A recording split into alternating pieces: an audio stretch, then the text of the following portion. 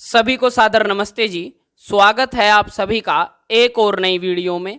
आज की इस वीडियो में हम हमारे जीवन के सबसे महत्वपूर्ण पहलू समय के विषय में चर्चा करेंगे। तो आइए आरंभ करते हैं। तो प्रश्न है, काल क्या होता है, समय किसे कहते हैं, मनुष्य समय का सदुपयोग कैसे करे। आइए इस प्रश्न के समाधान पक्ष की ओर चलते हैं।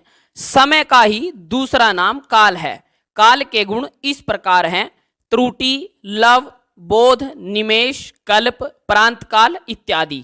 यही काल है जो एक पल में जीवन को समाप्त करके जीवन की निस्सारता और अनित्यता का बोध कराता रहता है। परंतु मनुष्य फिर भी सावधान नहीं होता। जिस अमूल्य जीवन को काल अर्थात समय ग्रास बना रहा है, एक दिन उसका राम नाम सत्य हो जाता है। क्या हमारे जीवन में सुख, शांति, आनंद की कोई किरण झलक रही है? नहीं। तो समझना चाहिए कि हमारा रास्ता जिस पर हम चल रहे हैं वह ठीक नहीं है।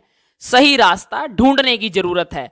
सुख, शांति, आनंद प्राप्त करना ही मनुष्य जीवन का परम लक्ष्य है। अतः समय के बीतने से पहले हमें समय पर सवार होना चाहिए।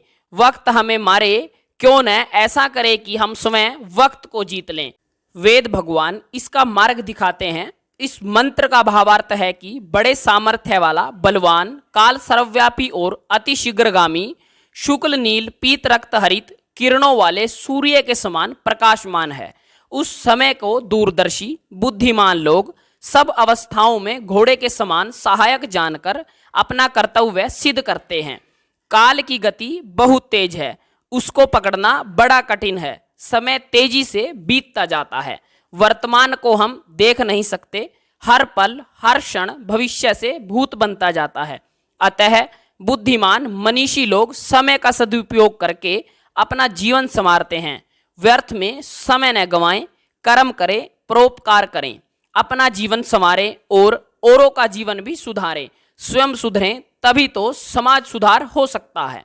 समय बड़ा बलवान होता है, सबको अपना निवाला बनाता जाता है। हमारे जीवन का लक्ष्य पूरा न हुआ तो हमें बाद में पछताना पड़ेगा।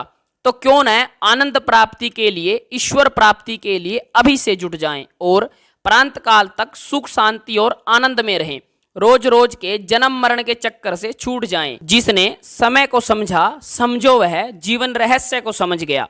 समय की धारा का पूरा पूरा सदुपयोग करें।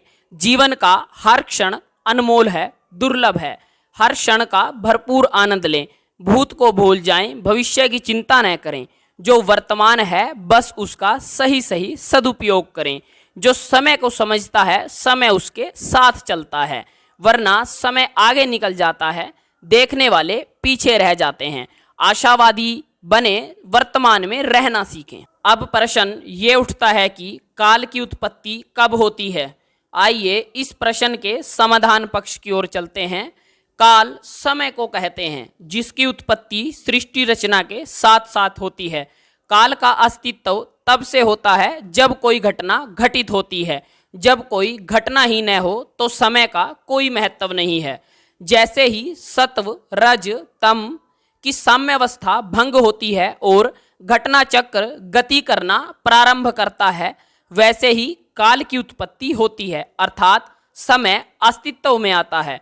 मूल कारण रूप प्रकृति घटना रहित होती है, एक रस होती है।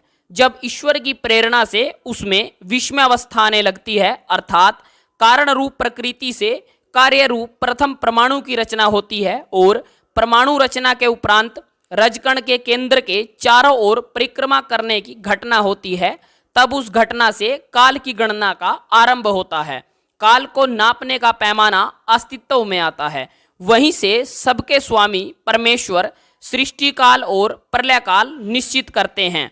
इस प्रकार मुख्य घटना चक्र चलता है और काल प्रवाहित होता है, काल का जन्म होता है। यह घटना चक्र पूर्व कल्प के अनुरूप होता है। वेद में इससे संबंधित अनेकों मंत्र हैं। उपर्युक्त मंत्रों में गंभीर और रहस्यमय वैज्ञानिक सत्य भरे पड़े हैं जो ढूंढने पर सहज ही समझ में आने लगते हैं। अनादि तत्व तीन ही हैं: ईश्वर, जीवात्मा और प्रकृति। इन तीनों के अलावा जो कुछ भी दृश्य और अदृश्य वस्तुएं हैं उनकी उत्पत्ति होती है, और जो वस्तु उत्पन्न होती है उसका विनाश भी अवश्य होता है। समय की उत्पत्ति सृष्टि रचना के साथ साथ होती है और उसका अंत प्रलयावस्था के अंत में होता है। यही सत्य है। काल प्रवाह से अनादि है। काल का स्वतंत्र अस्तित्व नहीं है। काल का अस्तित्व प्रलय और सृष्टि के घटना चक्र के कारण होता है। इसी कारण महर्षि दयानंद सरस्वती जी ने भी काल की मीमांसा करते समय उसे अनादि अनंत कहा है। धन्यवाद।